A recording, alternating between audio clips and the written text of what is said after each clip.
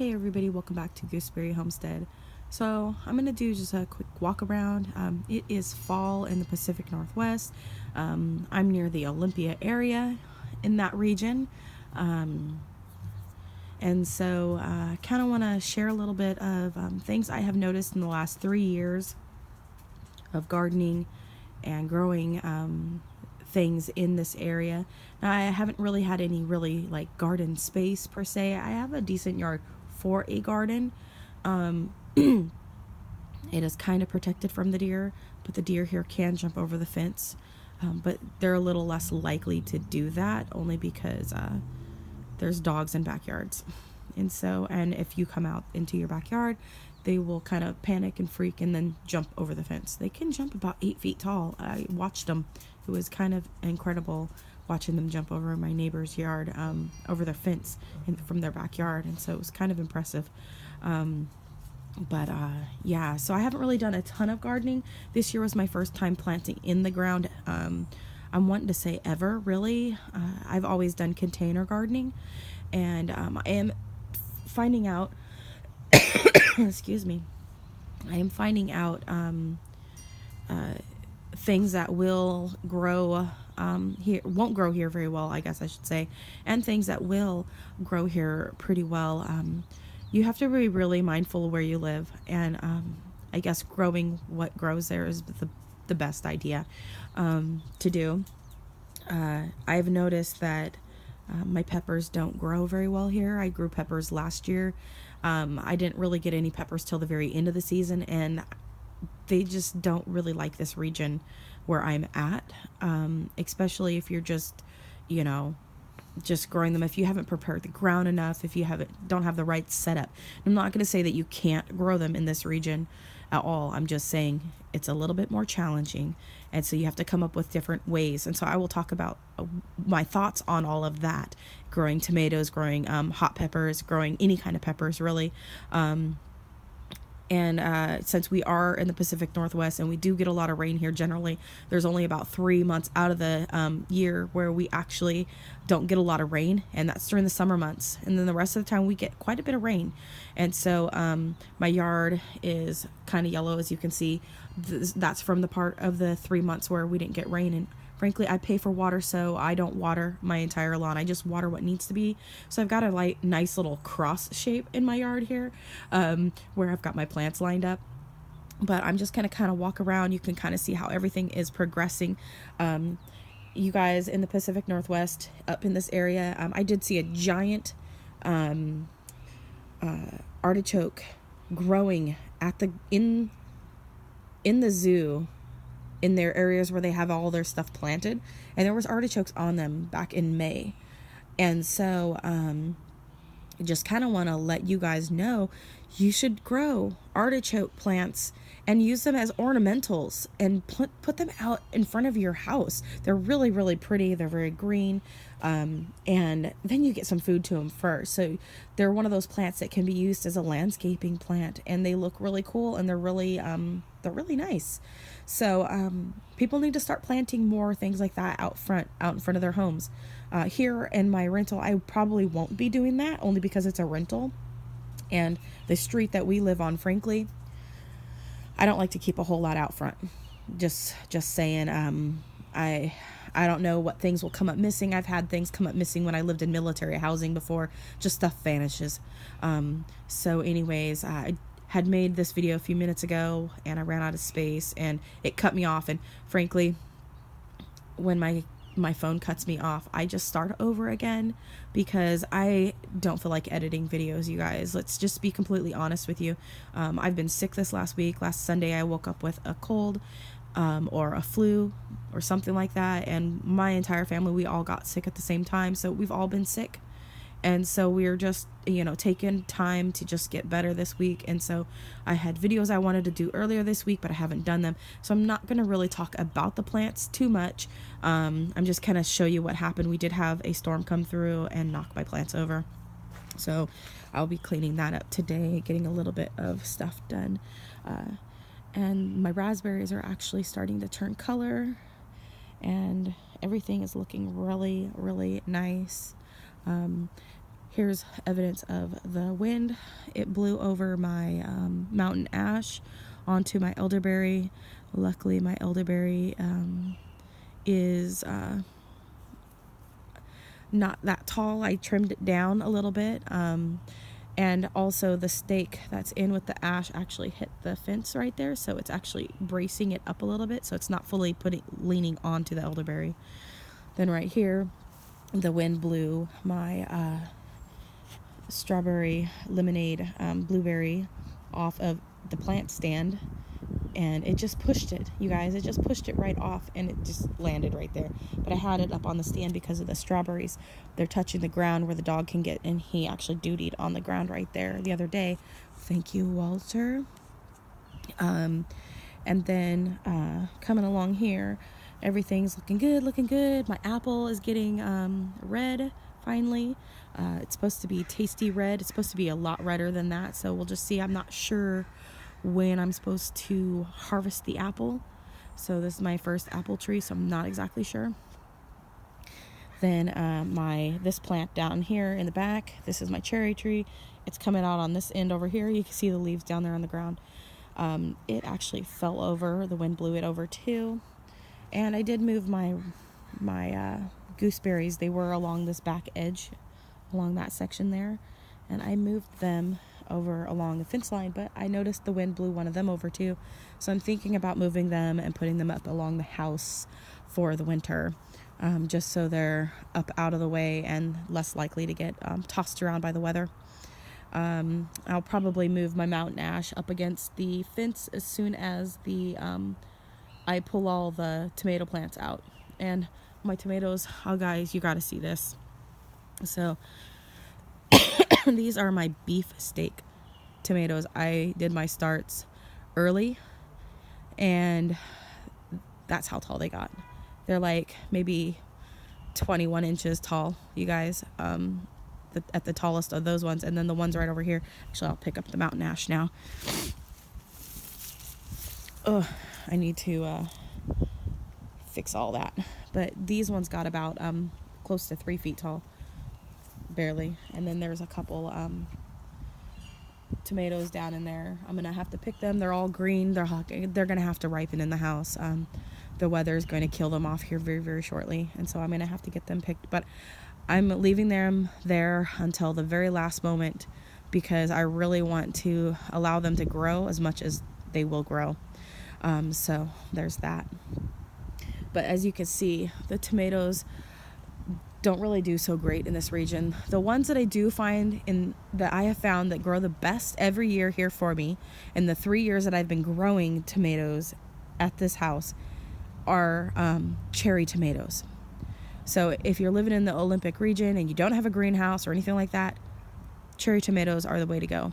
Honestly, they do the best. I don't get very big tomatoes. These are beefsteak tomatoes.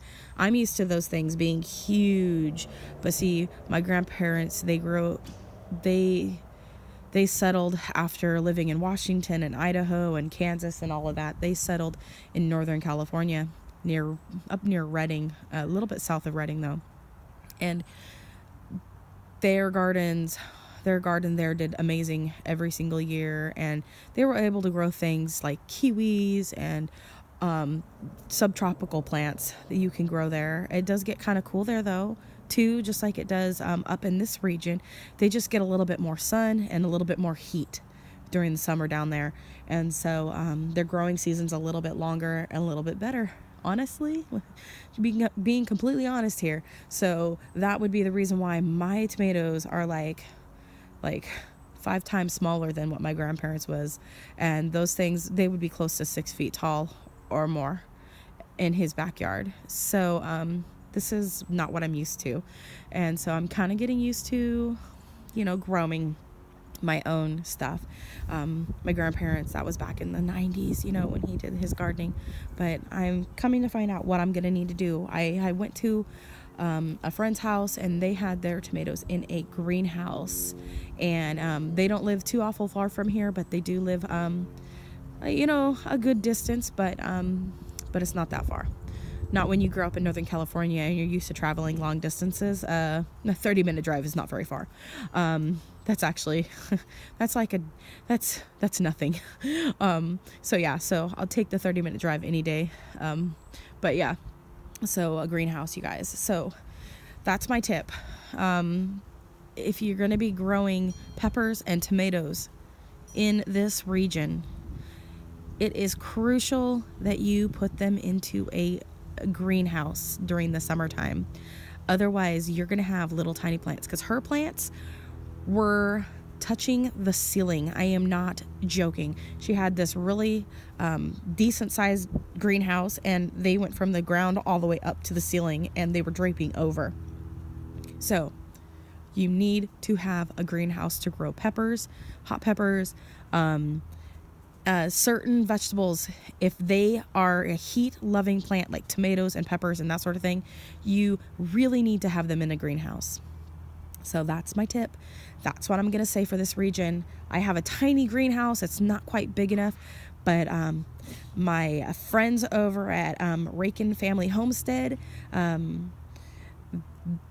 I'm hoping to be able to get together with them and do a garden with them in the spring. And I've got some ideas that I'm going to discuss with them on possibly how we can keep the deer out of our gardens, and how to maybe possibly even get together and build a greenhouse to grow some of these vegetables and things in at their place for next year. So we'll just have to see. These are some ideas I've been thinking about.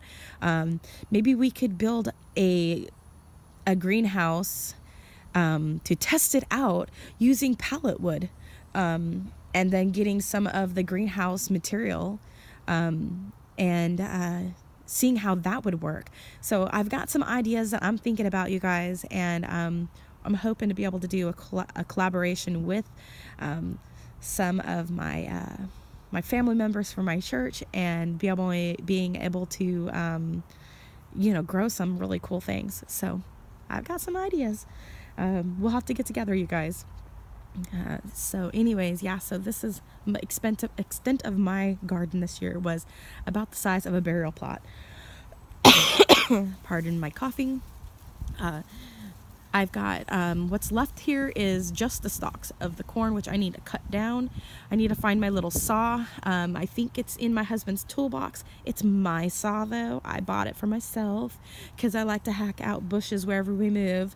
Every time we would move into military housing, I'd always take out a part of a tree, or I'll cut out a bush that's just super ugly, because I like to do pruning on the stuff, and I like to make them look nice. And so if nobody's coming around doing the gardening, I would do it. And so I have my own little saw.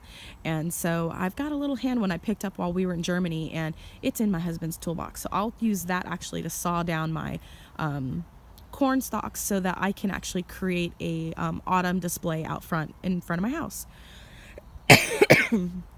So the broccoli has not put on any broccoli yet. I don't know if it will.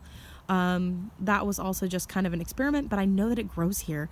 It grew all summer long, and so it shot up, but it never went to seed, so that's a really good thing. And then I've got my gooseberries here, which they're in the black pots. I'm going to move those up against the house over here.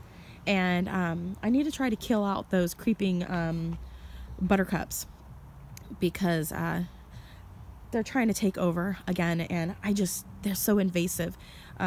So yeah. And then in the little green pots along here, I have my cucumber that's dying back, and I have a lettuce that's gone to seed.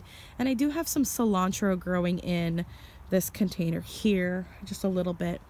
But I've already planted my garlic in them. I'm just going to cut everything down and back and just leave the soil alone. I was just like, I needed to get my garlic in the ground, and so I just did it. And then right here, my parsley is going overkill. It kind of died back in July, but it's come back full force once the weather started cooling off. So I've got a lot of parsley right there. And then I got tomatoes planted on either side in the cinder blocks. This one is doing amazing, by the way. And so that's pretty cool. I'm not going to go into the greenhouse today, but everything, like I say in all my videos, everything's always changing in my greenhouse. And so right now I've got a lot of things that are starts. And so a lot of things just started in there, or things that are rooting and that sort of thing. For the winter time, I do have some lettuce. You actually might be able to see it through the plastic here. My lettuce right there is coming up in my little things, but I do have some bugs that keep trying to eat the lettuce already in there. And so things are, I pulled one of my volunteer tomato plant that I had growing up along the fence next to the borge that came up on its own. And I pulled it out of the ground and stuck it into a pot and put it into the greenhouse here. And oh goodness, you guys, I'll just take you in. We're at 15 minutes. Might as well, right? So I'll just come down here, zip it up, unzip it. I'm just going to unzip the one side and then I'll like squeeze through and get all wet. Oh, let's go in here. Might as well. We're already, out here. Hopefully there's no snakes in here. So I won't scream and freak out. All right. So we'll kind of show you what's going on here. He stuck a apple tree into the dirt. I don't know if this is going to survive. Just experimenting to see if it'll root, little apple tree bit that I had trimmed off the top. And then I've got flowers on the back, and then this pink pot that has the lemon mint. And then this is my goldenberry plant, and it is doing really awesome. I kept it in the greenhouse all summer, okay? This was part of my experiment to see how well things do in the greenhouse, and it has done amazing in the greenhouse. If you're growing goldenberries in the Pacific Northwest, it's a crucial thing to have your this variety in a greenhouse. Otherwise, you won't really see any fruit. It won't ever ripen up. You'll get the little lanterns, but they won't ripen. So you must have it in a greenhouse. I've only had a few of them ripen up, but the rest of them will ripen. I'm going to leave it in the greenhouse this winter. Pardon me. And we'll see how it does, okay? We'll see if it dies or if it comes back in the spring. This is my experiment. I do have some cuttings. Like, I can actually make cuttings to bring into the house, and I'm probably going to do a little bit more. I'll probably make more cuttings, get another little bag of dirt, and I will probably bring this section in. But I have cuttings already in my house from this plant in case this one dies that I'm overwintering. And they've already rooted. They're already doing really, really good. And they're on my windowsill in my living room. And they are loving the, I'm guessing it's the south-facing wall. I'm not exactly sure which ways. I know which ways east and west here. But I don't know which direction is north and south. I probably could figure that out by looking up how to tell, based on shadows on the ground. I'm guessing that's south, the direction I'm facing right now. So anyways, and so we're getting a lot of sunlight on that side of the house, so that's why I'm thinking that is the south side, but I'm not sure. So anyways, and then I've got this is the tomato plant I was just talking about a few minutes ago. And I pulled it up out of the ground, and it had really, really dark green leaves. And I've got other clippings from my other tomatoes down back in here, put into dirt in this container, the little black container here. And then I've got this container that I've got some tomatoes in too. Some of them have died back, didn't take, but some of them have taken. And so some of them aren't going to die. So we'll just have to see how they do. My lemon verbena has already grown a lot again. It's just loving the greenhouse, guys. These are all the lemon verbena starts that I've got going on. Those I'll be selling in the spring. And then these are all the gooseberries that I'm going to be selling in the spring. Looks like every single one of them have rooted pretty much for the most part. So I'll have all those that I can list for sale. I'm not like, it's just a hobby, you guys. It's not anything like major, at least not at this point. But, and then these ones are going to be for sale too, gooseberries. And then I got St. John's wort growing right here. And then I've got one out in my tomato. Now they are a plant that will come back every year because it's a bush. And so they may lose their leaves. I'm not sure. This is my first time ever growing St. John's wort. And my friend gave me the seeds, but I've got all these little little babies popping up in the ground around it. And so I will separate those, and I will be offering a few, but not a lot, St. John's wort starts. They will turn into a bush. And then over here I've got, these are stinging nettles in this container, and they're really good for if you have colds or if you have asthma and you make a tea with the leaves, and it helps you breathe good. And then here, this is more St. John's wort in this container, and this might also be sweet bread straw in this section here, I'm not sure, or in German it's Waldmeister. And anyways, it's kind of, it makes a green syrup when you make the syrup with the leaves. Really cool. And then down here are things that didn't come up in these pots, but I still have the labels, because if you've been watching my videos for any amount of time, y'all know that I'll give up on something and then I'll just plant something else in there, and then I take the tag out, or the label out, and then I forget what I had planted in there, and something comes up, I'm like, I don't know what that is. So I'm leaving the labels in there, and we'll see if something comes up in the spring. So yeah, so more gooseberries down along the bottom here, and then there was this I thought was a weed, and I almost pulled it out, and I decided to leave it alone, but it looks like it's a peach tree that's coming up right here. And so I'm kind of excited about that. And this is my supposed American blueberry. It's doing good, actually. It's kind of small still, but that's okay. Let's see, so you can see that better. But it's doing good. And then, yeah, so I'm glad I left the label in there. Otherwise, I would have had no idea what that was, and I would have thought it was a weed, and I would have ripped it out. So yeah, that is my peach. And that's one I only put peach cling free because I don't know the variety of peach, but I do know that the peach flesh did not stick to the pit, and so that's why I wrote cling free. And this is Swiss chard in here, rainbow Swiss chard. And then my blueberry sharp does look like it rooted, so I have some extra blueberry plants in here. And then I've poked in some, it looks like some currant sticks into the ground with it. My mulberry's doing good. Everything's doing good. These are things that I've put in the ground over here, and they are growing. You guys, check this out. It's already rooted. This is a crandall currant, and it's rooted. So yes, doing amazing things here. These are all currants right here. This is an Alesso elderberry, and these ones are over here are the thundercloud elderberry. So I will have more of those, and I also have somewhere in here I've got a thundercloud here, and then I have an extra Alesso somewhere else. But in with my lemon verbena, I actually put some crandall currant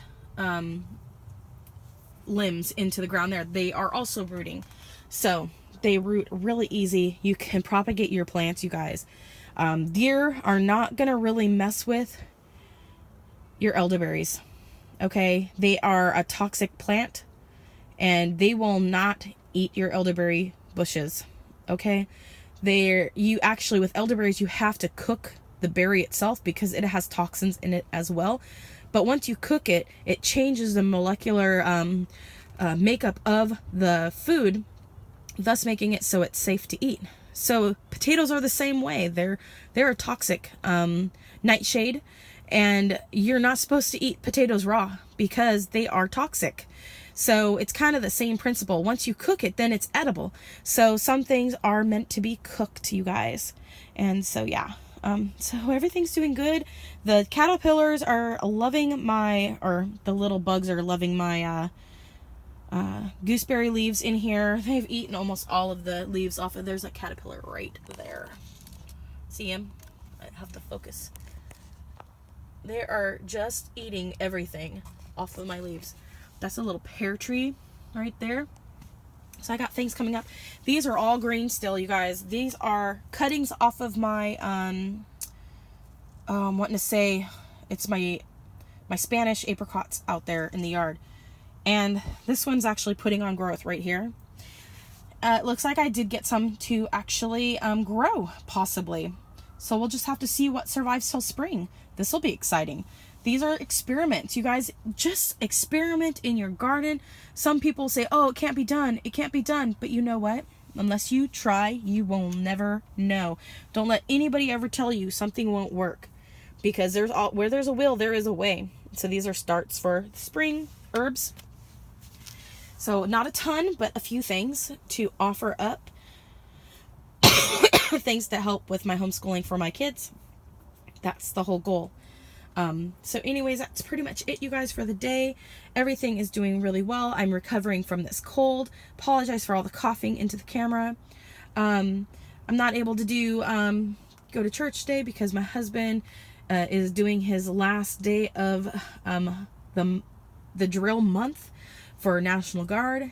It's not top secret, so it's not like I can't talk about it. And so he's finishing that up this today, and we will be going into, we just have the one vehicle. So yeah, if I had another vehicle, I probably would have been at church today, but I'm still sick, so I can't help lead worship or do anything like that, which is fine. I'm okay with the Lord saying, hey, you know, just take time. And so sometimes you just got to not stress about everything. Once upon a time, I would have been the person complaining, and I would have been like, hey God, why am I sick? Why can't I be well so that I can be doing this? But the thing is it's not about me. It's not about me. Leading worship is not about myself. It's or helping to lead worship, because I'm not up there by myself. I'm up there with a group of people, part of the body of Christ, and it's not about me, and it's not about and you know, the enemy thought, oh, I know her, you know, I'm gonna make her sick. I know her. She's gonna curse, and she's gonna curse God. She's gonna blame God.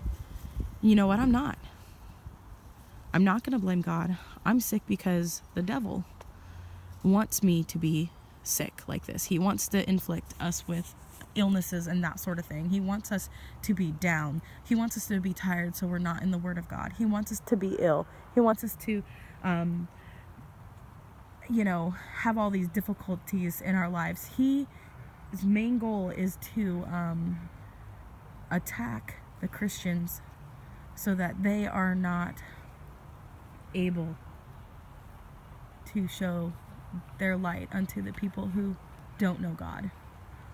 And so this week I think I've done pretty well. I have been giving God all the glory and all the praise. It is all about Him and His glory, because He is greater in me than he that is in the world, okay? And so if I'm sick, I'm sick. And praise God. You know, I'm taking this time. It's not about me. You know, I'm getting well, I'm healing, but I'm not going to be all sore because I'm not able to sing. I'm not able to be up there. Once upon a time, I would have been complaining. I'd have been like, why God? Why'd you make me sick? That's God. That's how Satan tries to get us to curse God, you guys. You know, when we blame God, it's like we're cursing God. And you can't do that. You can't live your life like that. Read the book of Ecclesiastes. Just because a person gets sick doesn't mean that they're sick because of some certain sin they've done. Because the devil is like a roaring lion seeking whom he can devour. For he will afflict the wicked and the righteous, likewise in the same manner. So it doesn't matter. You know, God is the judge of our hearts. He's the one who truly knows us. So give God all the glory in your sickness, in your health, in your wealth, in your poverty, all of it. Give Him the glory, you guys. So anyways, thanks so much for watching this super long video. And as always, you guys have a wonderful day. Bye. God bless.